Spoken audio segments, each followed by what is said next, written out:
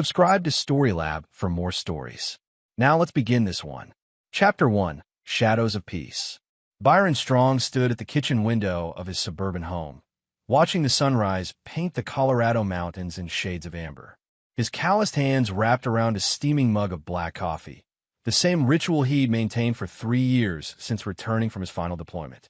The silence of civilian life still felt foreign after 20 years as a Navy SEAL, but he'd learned to embrace it, or so he thought. "You're up early again," Cheryl's voice drifted from behind him. His wife of 15 years padded into the kitchen wearing her silk robe, blonde hair tousled from sleep. She'd aged gracefully, maintaining the same beauty that had caught his eye when he was a young sailor on shore leave in San Diego. "Old habits," Byron replied, his voice carrying the gravelly tone that came from years of shouting orders over helicopter rotors and gunfire. At 45, his 6-foot frame still carried the lean muscle of his military days, though silver now threaded through his dark hair. Cheryl poured herself coffee, adding cream with the precise movements of someone following a routine. "Gregory's game is at 2 today. You promised you'd be there." Their 17-year-old son had inherited Byron's athletic build, but Cheryl's gentle disposition. Gregory had been Byron's anchor during the difficult transition from military to civilian life, though lately, the boy seemed distant, troubled by something he wouldn't share. "Wouldn't miss it," Byron said, though something in Cheryl's tone felt rehearsed, like lines delivered by an actress who'd grown tired of her role. The doorbell rang, interrupting his thoughts. Through the frosted glass, Byron could make out a tall figure. Cheryl moved quickly to answer it, but Byron was already there, his instincts still sharp. "Nelson Dixon." The man introduced himself with a firm handshake. He was younger than Byron, maybe mid-30s, with a kind of polished appearance that spoke of money and influence. "I'm here about the consultation work." Byron studied the man's face, searching his memory. Something about Nelson's eyes, cold, calculating, triggered a warning bell in his mind. But Cheryl was already ushering him into the living room, acting as hostess with a familiarity that struck Byron as odd. "Byron runs a private security consulting firm," Cheryl explained. "Nelson's company needs someone with his expertise." The way she said it, the slight pause, the glance she shared with Nelson, Byron cataloged every detail. His years in special operations had taught him to read people, to spot deception in the smallest gestures. And right now, every instinct was screaming that something was wrong. They discussed the job, protection services for high-value targets, route planning, threat assessment. Standard work that Byron had been doing since leaving the service. But Nelson's questions went deeper, probing Byron's psychological state, his adjustment to civilian life, his relationship with his family. The kind of questions that had nothing to do with security consulting. After Nelson left, Byron found Cheryl cleaning glasses in the kitchen with unusual intensity.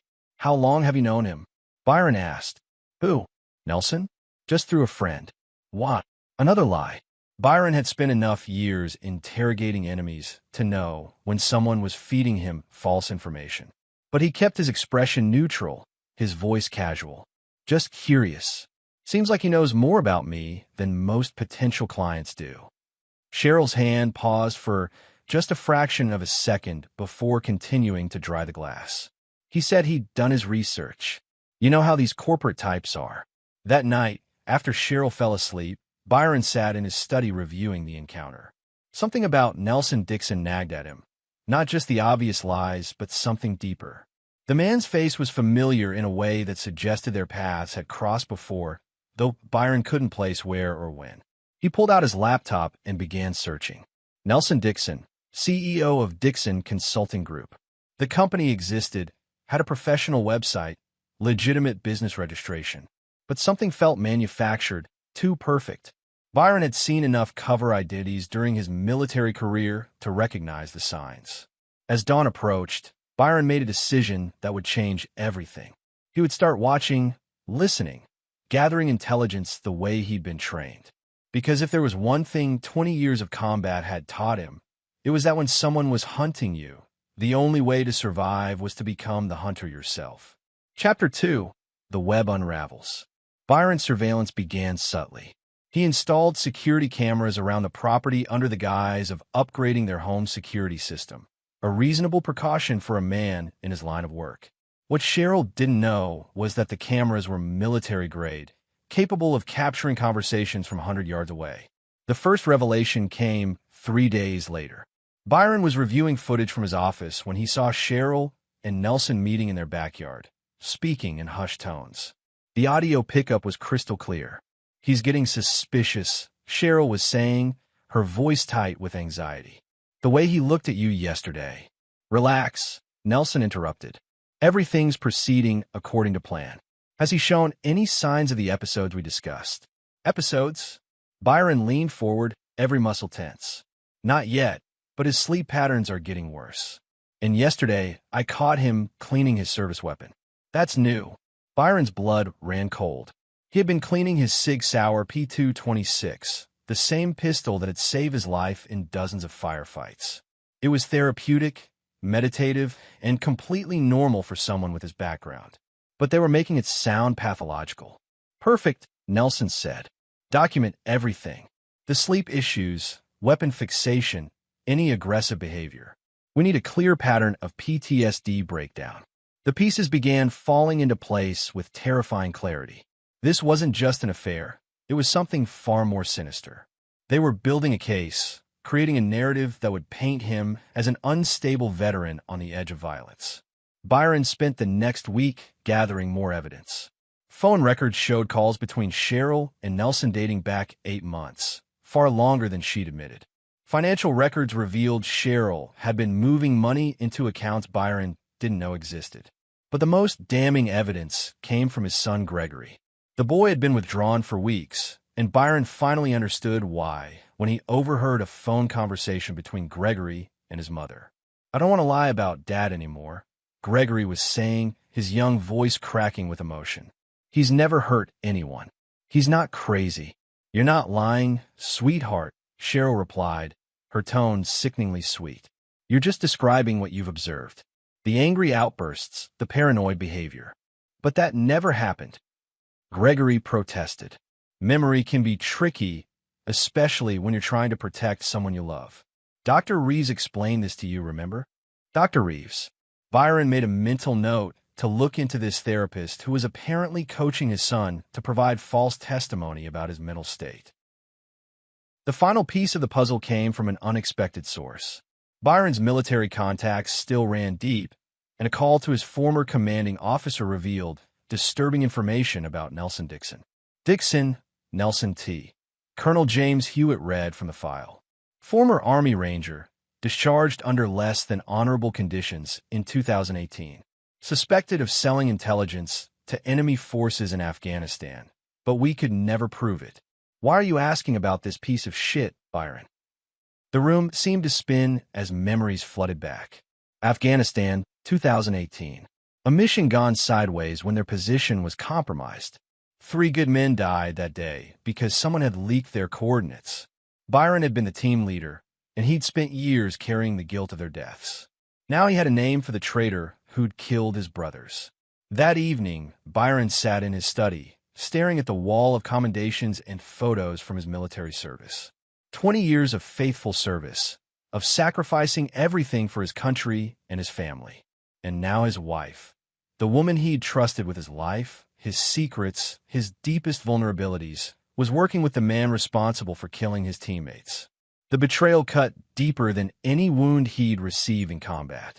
But Byron Strong hadn't survived 2 decades of warfare by falling apart when the enemy revealed themselves.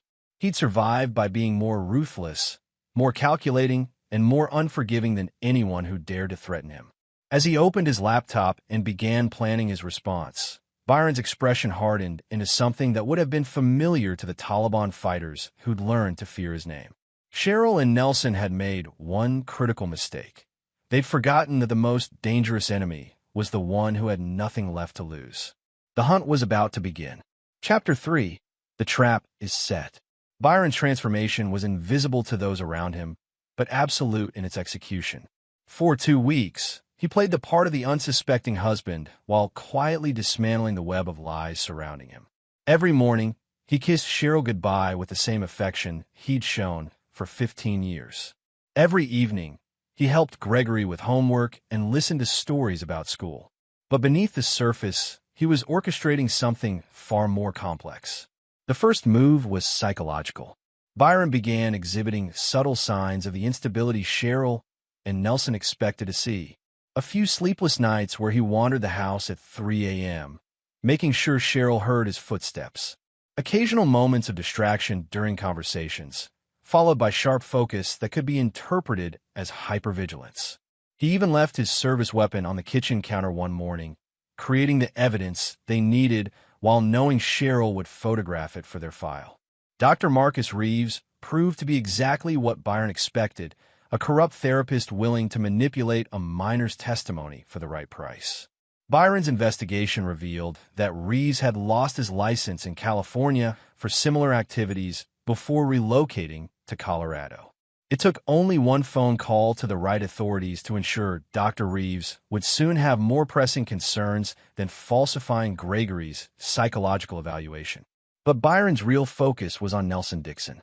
The man who had killed his brothers in Afghanistan was now sleeping in hotel rooms paid for by Byron's wife, planning to destroy everything Byron had built. The irony wasn't lost on him. Dixon was using Byron's own family as weapons against him. Through careful surveillance, Byron mapped Dixon's routines. The man was arrogant, careless with his operational security.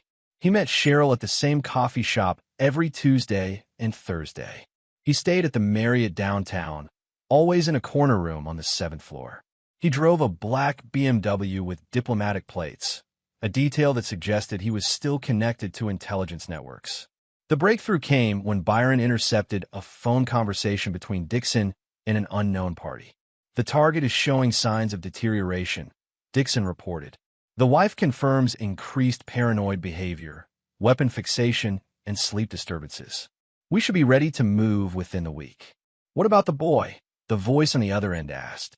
"He's been resistant, but the mother has him scheduled for another session with our therapist. We'll have his testimony locked down soon." And after the incident, Byron's blood turned to ice as Dixon replied, "Clean slate.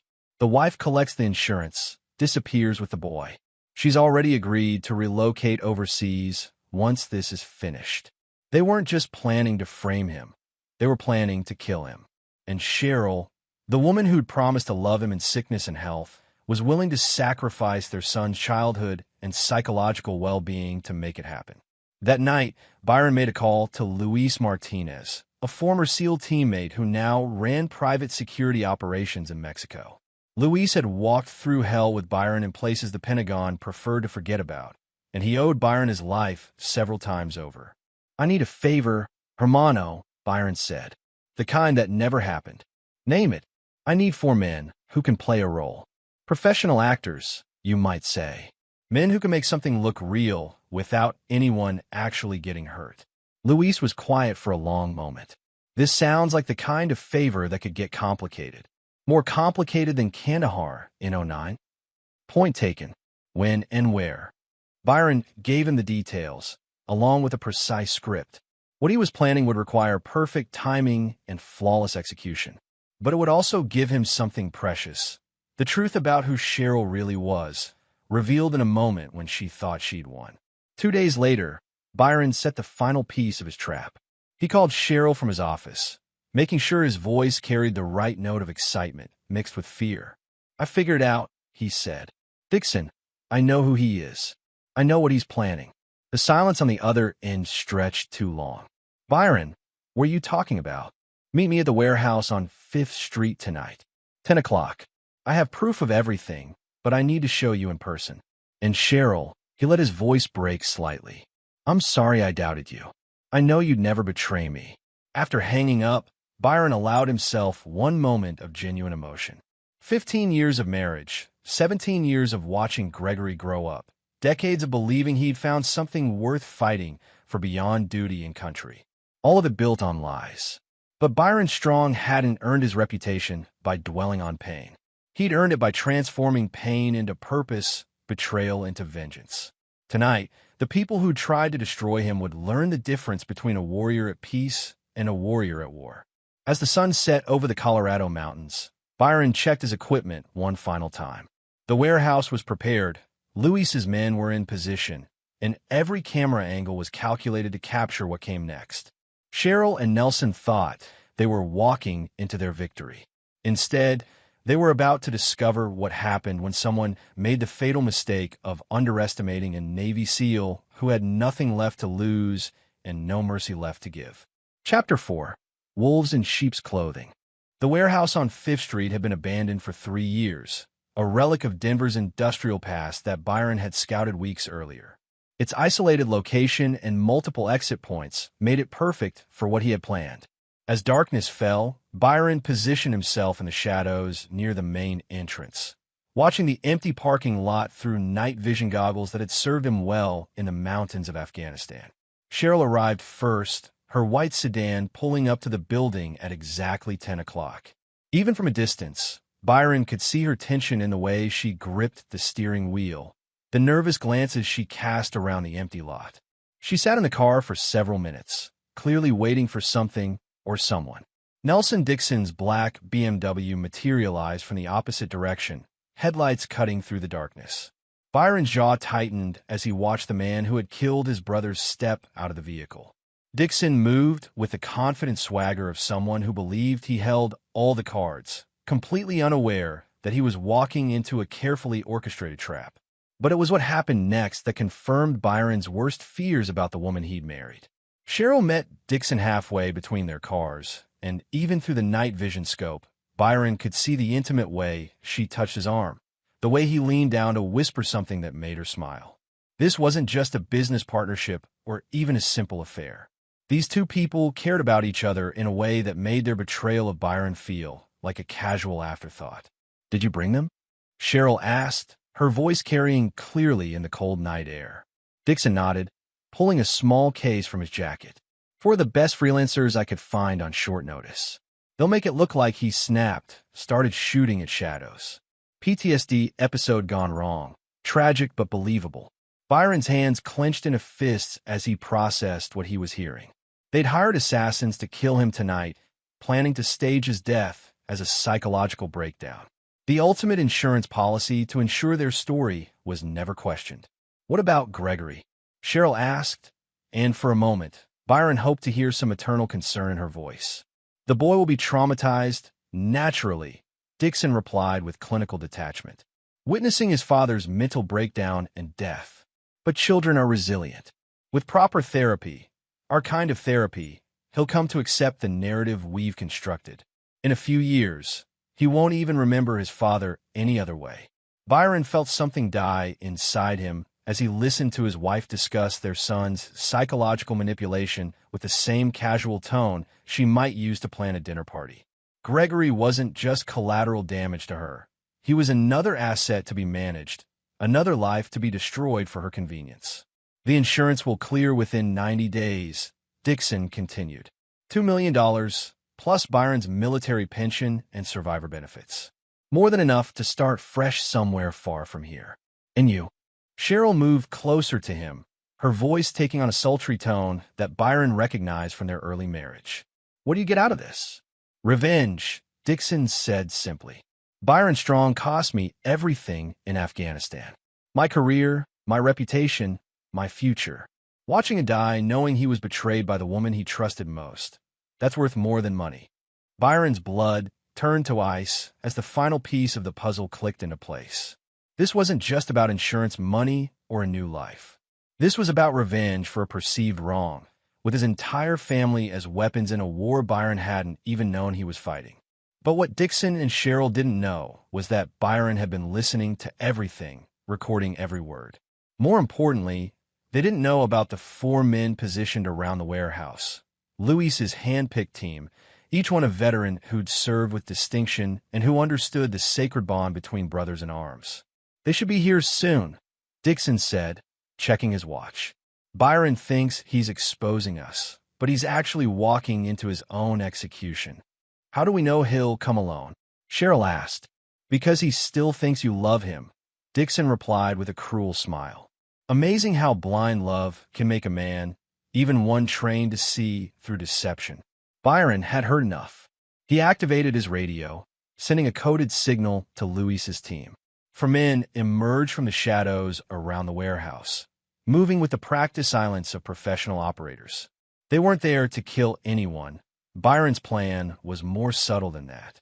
They were there to provide a performance that would reveal the true nature of the people he'd called family.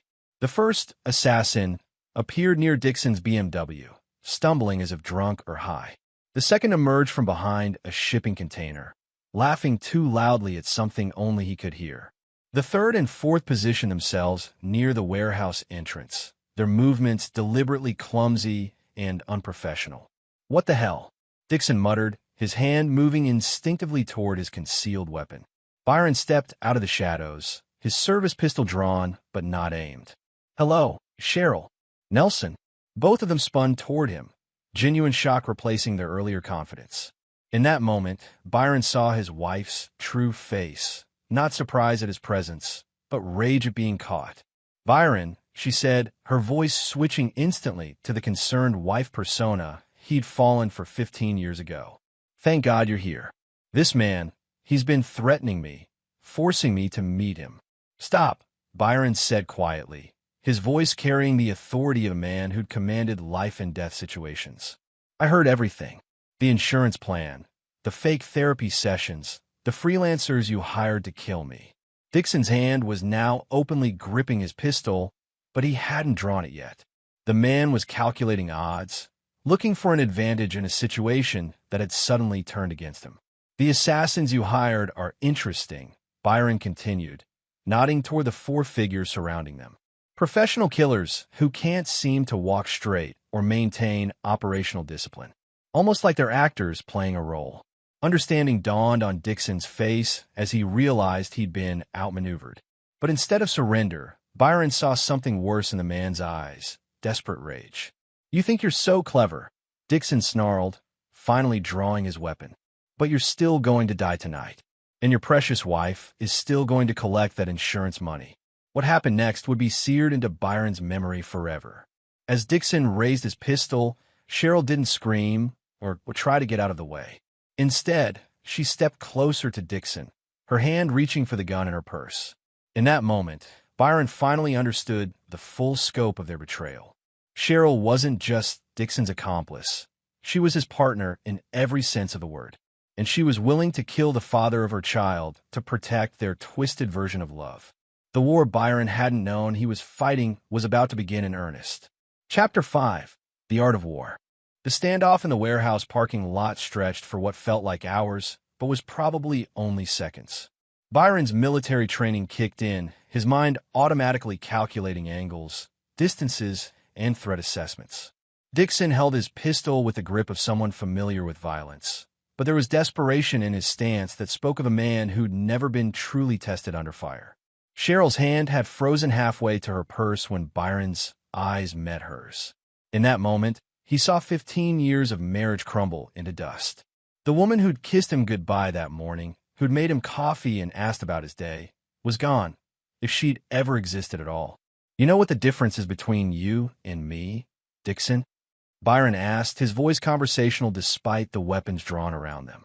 "You've spent your career betraying people who trusted you. I've spent mine protecting them." "Protecting them?" Dixon laughed, but the sound was strained. "Tell that to Martinez, Phillips, and Shun." "Oh, wait. You can't because they're dead. Because of intelligence you failed to secure." The names of his fallen teammates hit Byron like physical blows, but he kept his expression neutral. He'd learned long ago not to let enemies see their wounds land. "You're right," Byron said quietly. "They died because of leaked intelligence. But here's what you didn't know. We figured out there was a leak 2 days before that mission. We fed different information to different people, tracking which version made it to the enemy." Dixon's confident sneer faltered slightly. "The coordinates you sold them?" Byron continued. "They were false. The real ambush site was 3 clicks north, where we had a full company of Marines waiting. Your handlers walked into a massacre." The color drained from Dixon's face as the implication sank in. Not only had his betrayal failed, but it had resulted in the death of the very people he'd been trying to help. "You're lying," Dixon said, but his voice lacked conviction. "Am I?" Check the after-action reports. 23 enemy Kia, 0 friendly casualties. Your intelligence network was rolled up within a week. The only reason you weren't court-martialed was because we needed you to think you'd gotten away with it. Cheryl looked between the two men, confusion replacing the calculated coldness in her eyes. What are you talking about? Nelson, you said. He said what he needed to say to get you into bed. Byron interrupted. Just like you said what you needed to say to get access to my life insurance policy. The truth hung in the air like a toxic cloud. Byron could see the moment when both Cheryl and Dixon realized they'd been played, not just by Ammonite, but by forces far larger than their small-minded revenge fantasy. But you let me think I'd killed them, Dixon said, his voice rising with desperate anger. You let me carry that guilt. Guilt? Byron's voice turned arctic. You sold out your own country for money. The only guilt you carried was getting caught. Dixon's face twisted with rage, and Byron saw the moment when rational thought abandoned the man entirely. The pistol swung toward Byron, but Dixon had made the fatal mistake of telegraphing his intent. Byron moved with the fluid precision of 2 decades of combat training. His left hand swept Dixon's gun arm wide, while his right delivered a devastating uppercut to the man's solar plexus. Dixon doubled over, gasping, and Byron disarmed him with a simple wrist twist that sent the pistol clattering across the asphalt. But as Byron straightened up, he heard the distinctive sound of a hammer being cocked behind him. Don't move, Cheryl's voice was steady now, all pretense of the frightened wife gone. I said don't move, Byron. He turned slowly, hands visible, to find his wife pointing her own pistol at his chest. The weapon was a .38 special, small, reliable, and absolutely lethal at this range. 15 years, she said, her voice filled with venom he'd never heard before.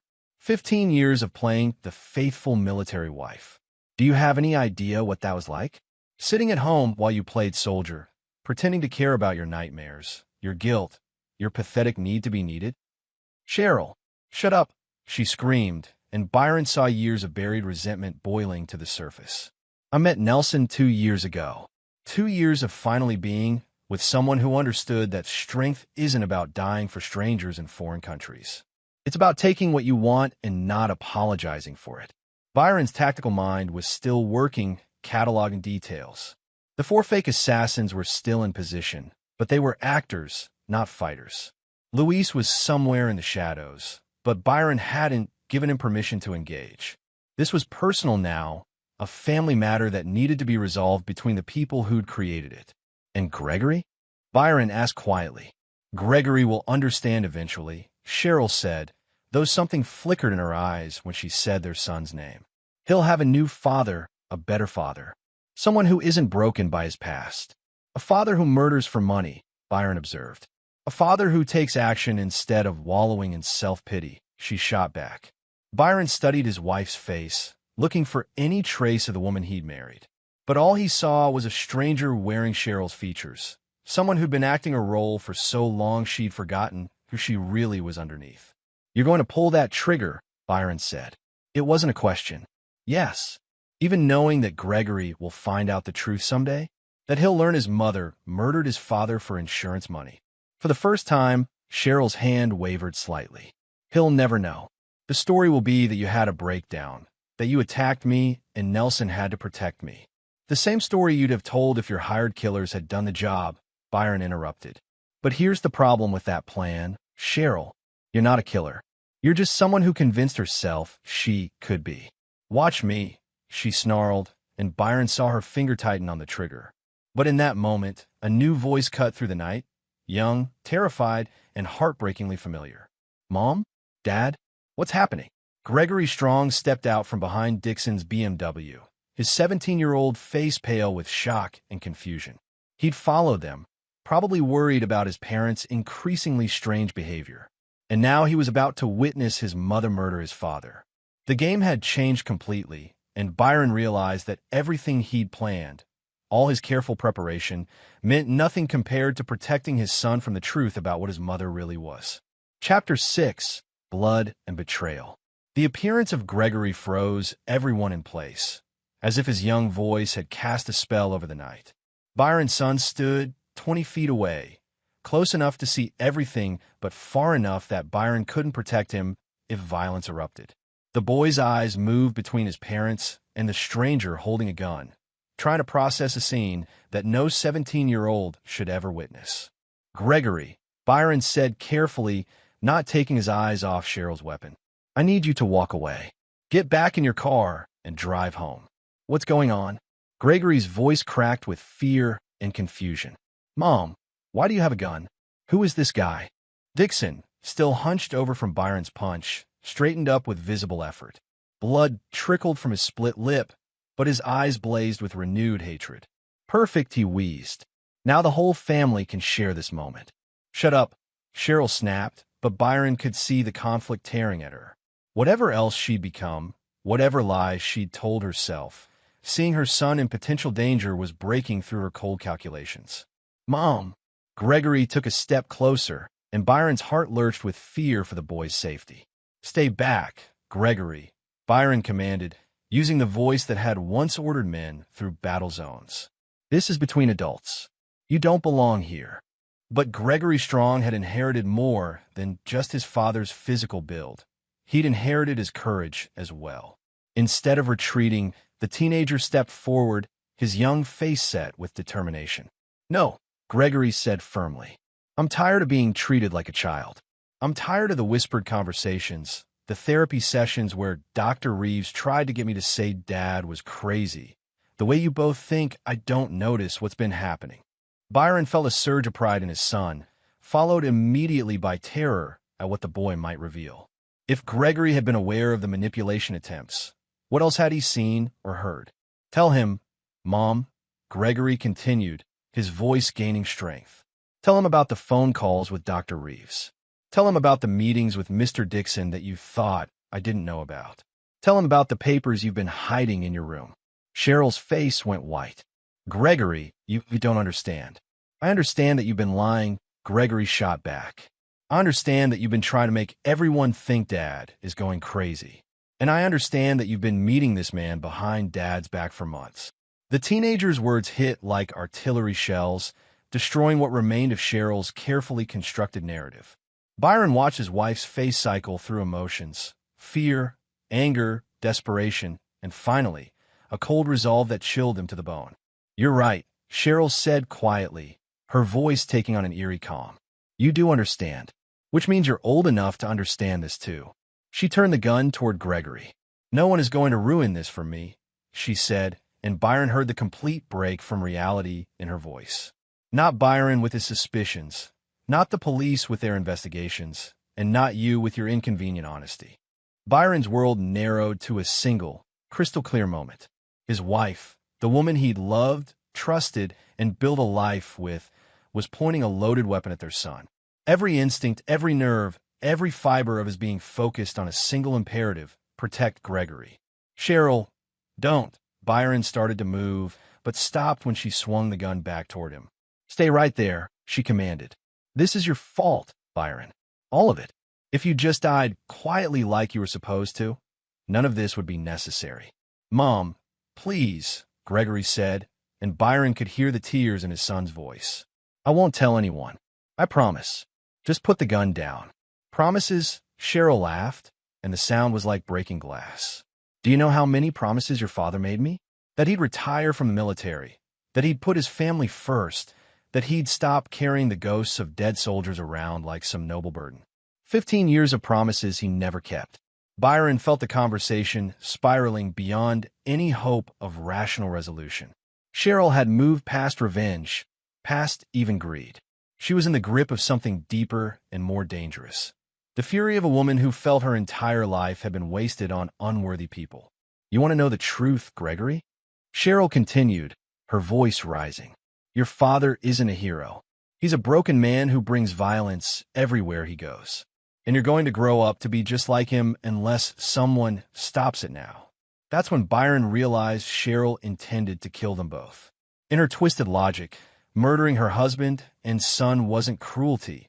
It was mercy, saving Gregory from becoming the kind of man she despised. The understanding hit Byron like a physical blow.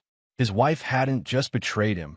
She'd become something monstrous, something that threatened the most precious thing in his world. "You're sick," Gregory said, and there was no longer any fear in his voice, only disgust. "Whatever Dad did or didn't do, you're talking about murdering your own family." Cheryl's face contorted with rage. "I'm talking about ending a cycle of violence and disappointment. I'm talking about freedom." She raised the gun toward Gregory again, and Byron saw her finger begin to tighten on the trigger. That's when 20 years of military training, of split-second life-and-death decisions, of protecting people who couldn't protect themselves, took over completely. Byron moved with lethal grace, covering the distance between himself and Cheryl in 3 long strides. His hand closed over hers, forcing the gun skyward just as it discharged, the shot echoing across the empty parking lot like thunder. But Cheryl wasn't finished. She clawed at his face with her free hand, screaming obscenities that would have made a drill sergeant blush. Byron twisted the gun from her grip, but she launched herself at him, fingernails raking across his cheek. "You should have died in Afghanistan," she shrieked. "You should have died with the rest of your soldier boys, instead of coming home broken and useless." Byron caught her wrists, holding her at arm's length while she thrashed like a wild animal.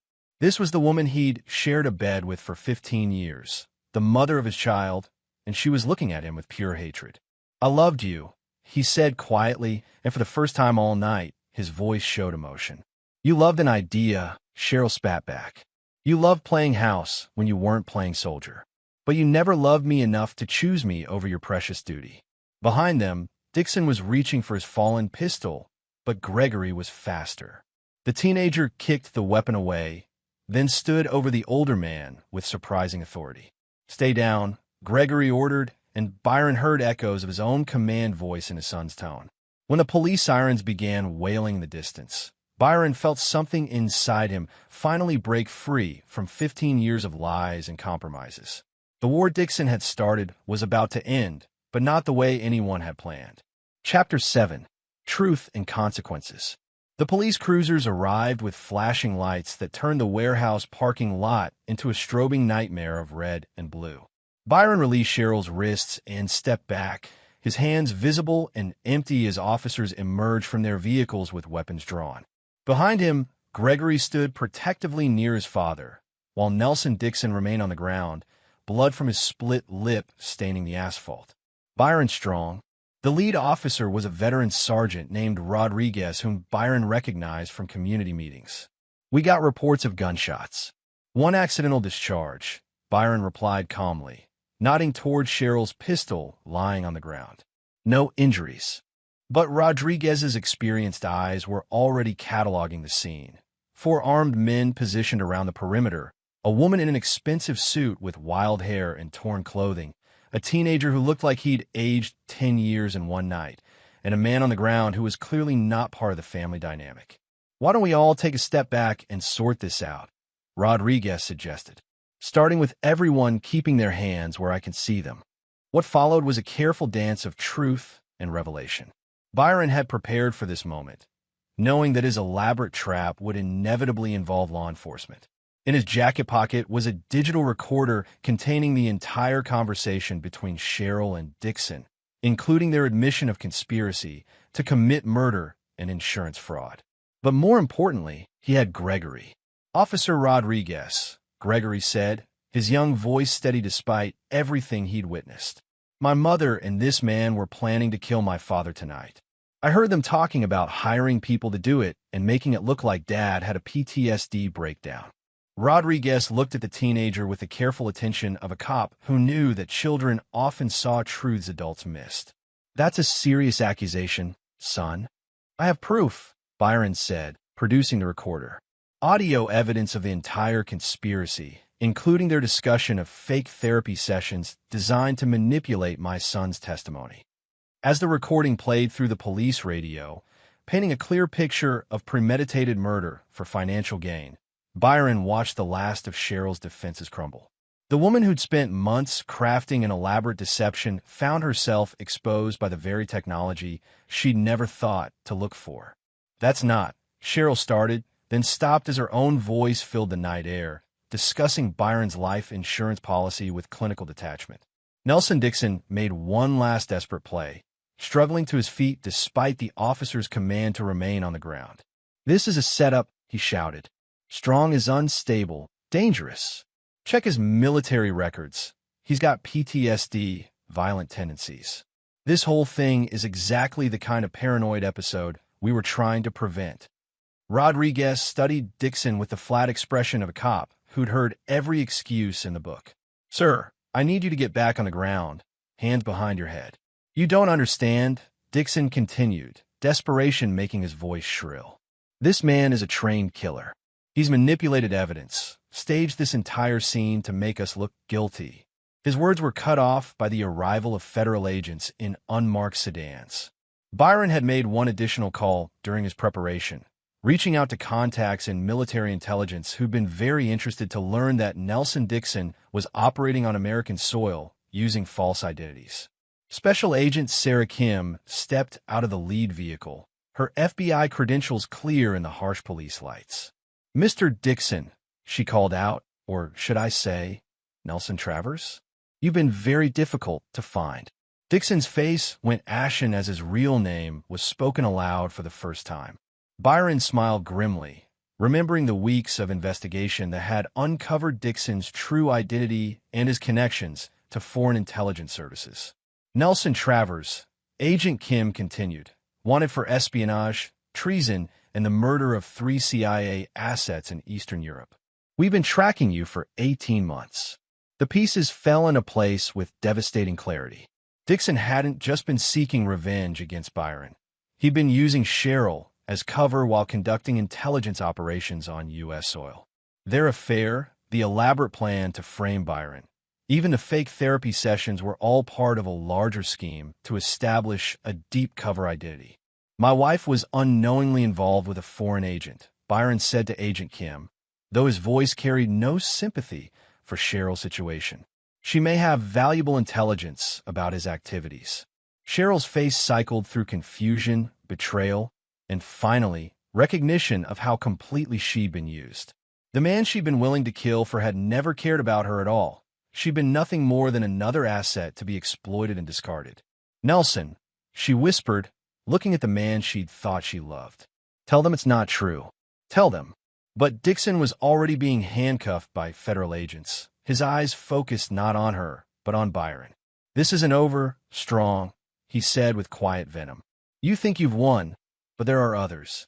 People who remember what you did in Afghanistan, what you cost us." "What I cost you is the lives of innocent people," Byron replied. "And now justice is finally catching up." As the federal agents led Dixon away, Byron found himself alone with Cheryl and Gregory under the watchful eyes of local police. The woman who'd been his wife stood small and defeated, the elaborate web of lies she constructed unraveling around her feet. "I didn't know," she said quietly, speaking to Byron for the first time without venom or calculation. "About what he really was, I mean. I thought. You thought you'd found someone to help you murder your husband for money," Byron finished. "The fact that he had other motives doesn't change what you were willing to do." Gregory stepped closer to his father, and Byron felt the boy's hand slip into his. Despite everything he'd witnessed, everything he'd learned about his mother, Gregory was choosing to stand with the parent who'd never lied to him. "What happens now?" Gregory asked. Byron looked at his son, 17 years old, forced to grow up in a single night, but still strong and decent despite the poison he'd been exposed to. Then he looked at Cheryl, the woman who'd given birth to that remarkable young man, but who'd been willing to destroy him to satisfy her own selfish desires. "Now," Byron said quietly, "the truth comes out. All of it." As Cheryl was led away in handcuffs, charged with conspiracy to commit murder and insurance fraud, Byron realized that the war he'd been fighting wasn't over. It was just entering a new phase, one where the enemy was the damage that betrayal leaves behind, and the weapon was the choice to heal or to let hatred consume everything good that remained. But looking at Gregory's face, seeing strength instead of bitterness in his son's eyes, Byron knew which choice he would make. Chapter 8. The Alley of Truth. 6 months had passed since that night at the warehouse, and Byron had thought the worst was behind them. Nelson Dixon was awaiting trial in federal custody, facing charges that would likely keep him locked away for life. Cheryl had pled guilty to conspiracy charges in exchange for a reduced sentence, though her cooperation with federal investigators had revealed the true scope of Dixon's intelligence network. But Byron should have known that a man like Dixon wouldn't go quietly into the night. The first sign of trouble came on a Tuesday evening as Byron was leaving his office downtown. Gregory was at baseball practice, his senior year providing a welcome return to normalcy after the chaos of the past months. Byron had been working late, reviewing security contracts and trying to rebuild the business reputation that had suffered during the publicity surrounding his wife's arrest. He noticed the black sedan following him as he left the parking garage, staying exactly 3 cars back through downtown traffic. When Byron took an unnecessary turn through the Arts District, the sedan maintained its distance. When he doubled back through a residential neighborhood, it was still there. Byron's tactical mind immediately shifted into combat mode. Someone was hunting him, and, given the timing, it was likely connected to Dixon's network. The federal agents had warned him that Dixon's associates might seek revenge, but Byron had hoped his former teammates' capture would end the threat. Instead of leading potential assassins to his home where Gregory might be endangered, Byron drove toward the warehouse district where abandoned buildings and empty lots would provide better tactical opportunities. His service weapon was locked in the center console, loaded and ready, but Byron hoped to avoid violence if possible. The sedan continued following him into the industrial area, and Byron began to suspect this wasn't a simple surveillance operation. Professional watchers would have handed him off to other teams by now to avoid detection. These people wanted him to know he was being followed. They were trying to flush him into a trap. Byron pulled into an alley between 2 abandoned factories, the same kind of urban canyon that had seen so much violence during his military career. As he shut off the engine and checked his weapon, he thought about Gregory waiting at home, probably wondering why his father was late for dinner. That's when the first assassin appeared. The man emerged from behind a dumpster 50 feet away, moving with the professional grace of someone trained in close-quarters combat. He was followed by 3 others, positioning themselves to cut off all escape routes from the alley. These weren't street thugs or desperate amateurs. They were professionals, probably military contractors or former special forces operators. Byron recognized the tactical formation immediately. These men had been trained to hunt people exactly like him. Byron Strong, the lead assassin, called out, his voice carrying a slight Eastern European accent. "You have caused considerable problems for our organization." "Your organization being Dixon's intelligence network," Byron replied, stepping out of his truck with his hands visible but ready to move. Mr. Dixon was a valued associate. His capture has been inconvenient. The man was stalling, giving his teammates time to get into optimal positions. Byron used the time to assess threats and plan his response. 4 men, probably armed with pistols and possibly knives. The alley offered limited cover, but multiple angles of attack. "He was a traitor who got good men killed," Byron said. "If your organization values people like that, maybe it deserves to be inconvenienced."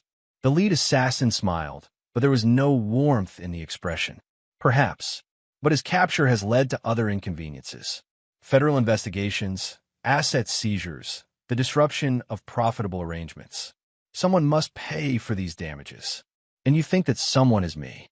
We know it is you." Byron heard footsteps behind him and spun to see 3 more men emerging from concealment points around the alley. 7 total, more than he'd initially counted. These people had planned this operation carefully, using multiple overwatch positions and backup teams. 7 against 1, Byron observed. "Either you really respect my reputation, or you're not as professional as you look." "We respect your training," the lead assassin replied. "But even a Navy SEAL has limits. Surrender now, and your death will be quick. Resist, and we will make it last for days." Byron thought about Gregory, about the life they were trying to rebuild, about the promise he'd made to always come home.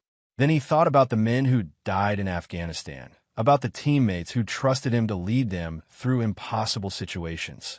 "I've got a better idea," Byron said, his voice carrying the cold certainty of a man who'd faced death so many times it held no mystery for him.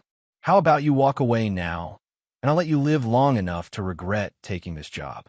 The assassins exchanged glances, surprised by his confidence in the face of overwhelming odds.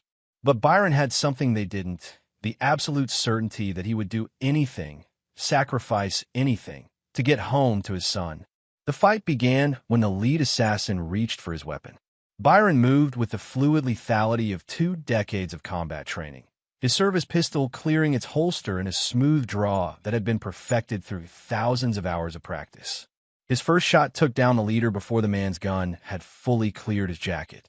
The alley erupted into chaos as 6 remaining assassins opened fire, muzzle flashes strobing in the darkness like deadly fireworks. Byron rolled behind his truck as bullets sparked off concrete and shattered windows in the abandoned buildings above. But these weren't the mountains of Afghanistan, and Byron wasn't fighting for abstract concepts like democracy or freedom. He was fighting to get home to his son, and that made him more dangerous than any enemy he'd ever faced.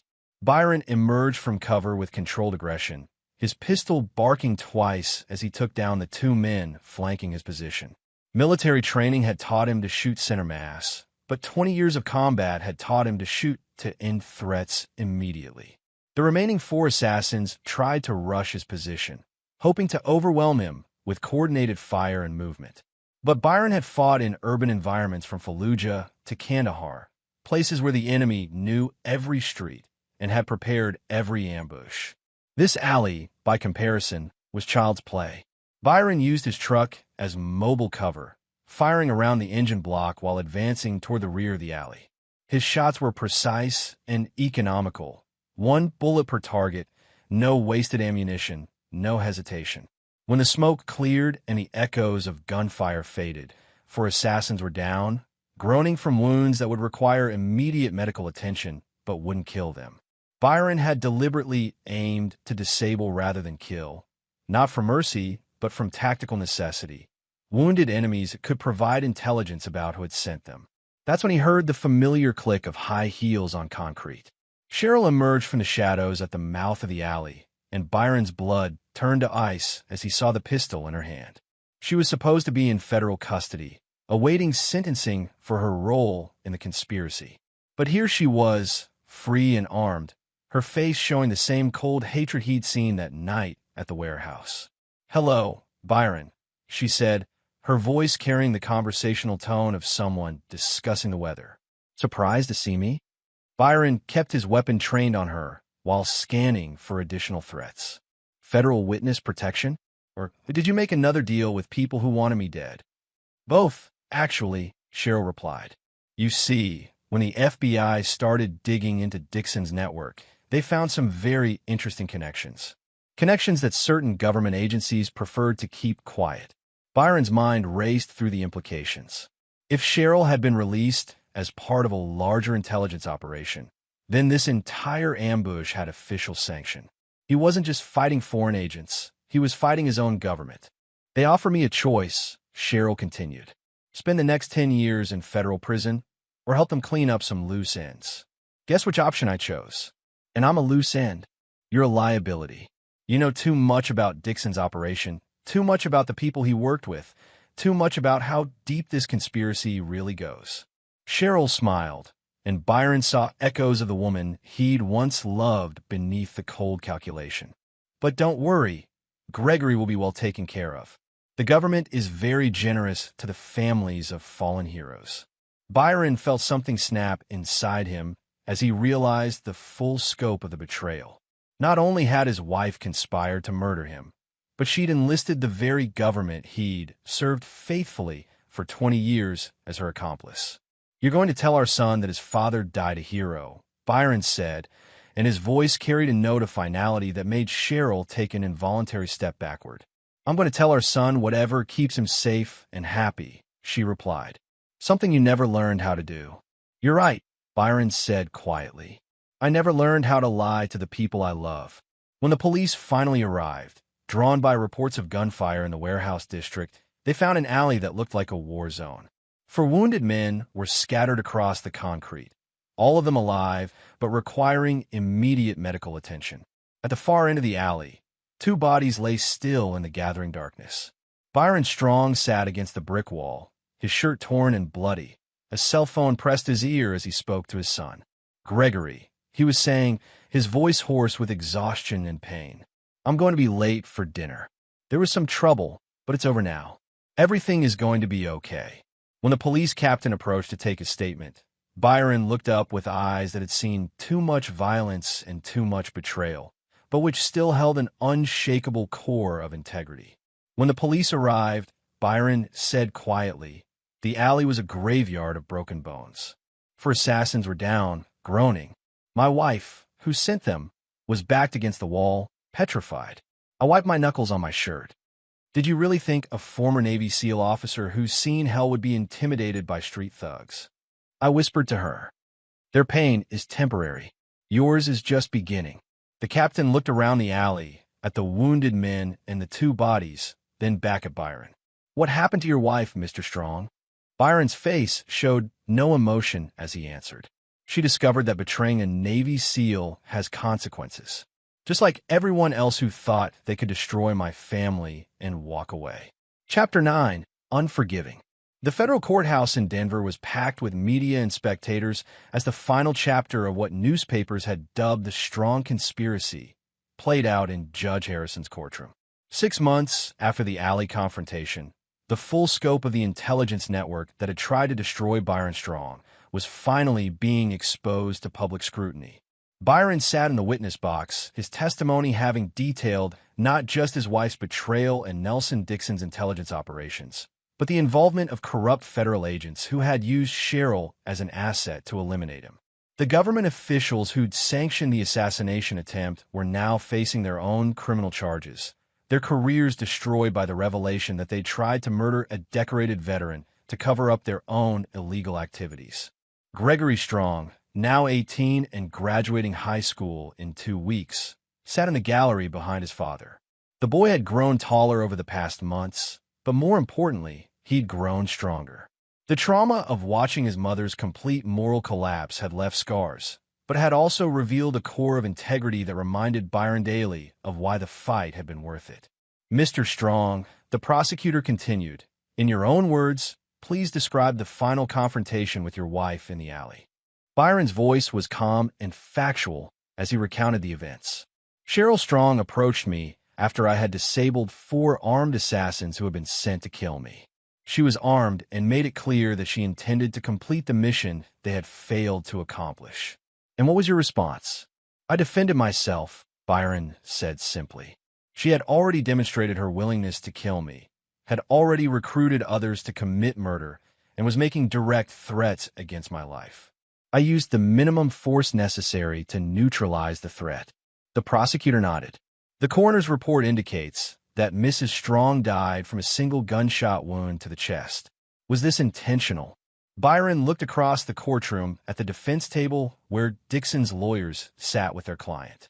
The man who had started this entire conspiracy looked smaller somehow, diminished by months in federal custody and the knowledge that his network had been completely dismantled. "Yes," Byron said without hesitation. "After 15 years of marriage, I knew Cheryl well enough to know that she would never stop trying to kill me. She had demonstrated that she was willing to sacrifice our son's well-being, willing to work with foreign agents, willing to corrupt federal law enforcement, all to see me dead. The only way to protect Gregory and ensure this conspiracy ended was to end her participation in it permanently." The defense attorney objected to the characterization, but Judge Harrison overruled him. The evidence of Cheryl's involvement was overwhelming, documented in recordings, financial records, and the testimony of federal agents who had been investigating the network. When Byron stepped down from the witness box, he walked past Dixon without a glance. The man who had killed his teammates in Afghanistan, who had corrupted his wife and tried to destroy his family, was no longer worth his attention. Dixon would spend the rest of his life in federal prison, and that was justice enough. Outside the courthouse, Gregory was waiting with Luis Martinez, Byron's old teammate who had become something of an uncle figure to the boy over the past months. Luis had testified earlier about his role in providing the fake assassins for Byron's warehouse trap, explaining how they had helped expose the conspiracy without anyone being harmed. "How do you feel?" Gregory asked as they walked toward Byron's truck. "Tired," Byron admitted. but free. They drove in comfortable silence toward the house Byron had bought on the outskirts of town, smaller than the old family home, but clean of the memories that had been poisoned by betrayal. Gregory had helped pick it out, understanding instinctively that they needed a fresh start in a place that belonged only to them. "Dad," Gregory said as they pulled into the driveway, "I need to ask you something." Byron turned off the engine and waited.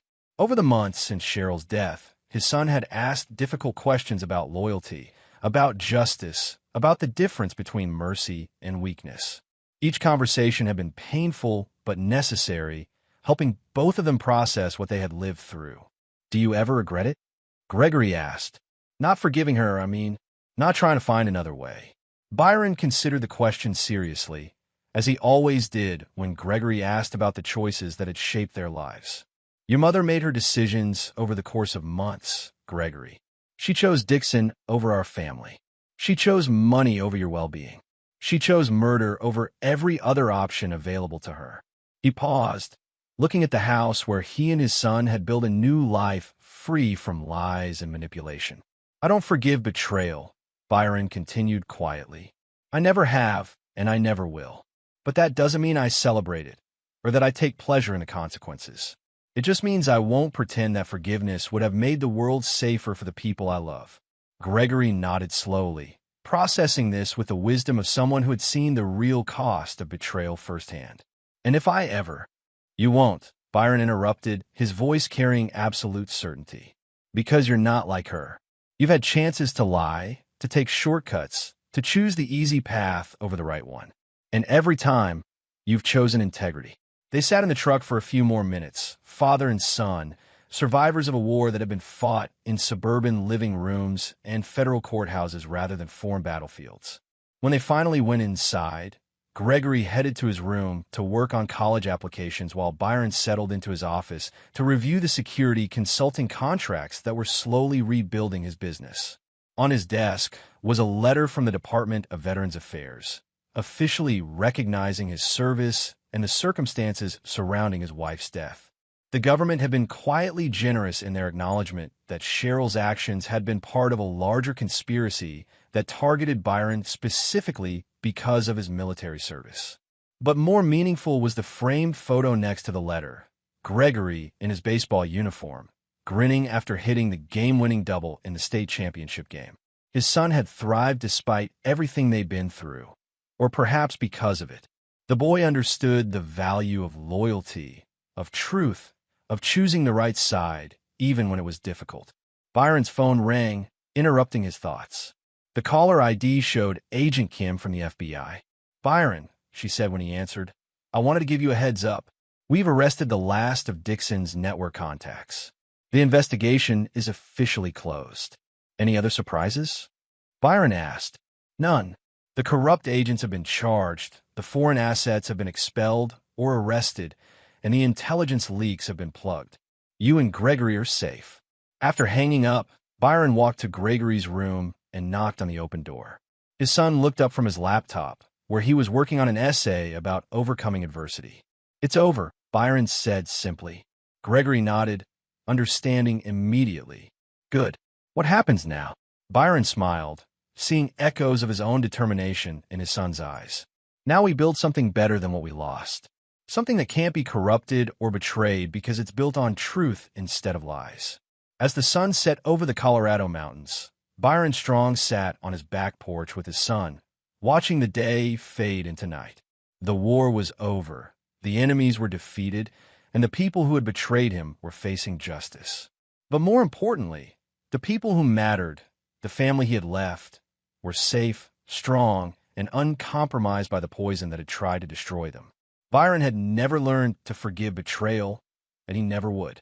But he had learned something more valuable: how to build a life so strong, so rooted in integrity and truth, that betrayal couldn't touch the things that mattered most. In the end, that was the only victory that counted. This is where our story comes to an end. Share your thoughts in the comments section. Thanks for your precious time. If you enjoyed this story, then please make sure you subscribe to this channel. That would help me a lot. Click on the video you see on the screen, and I will see you there.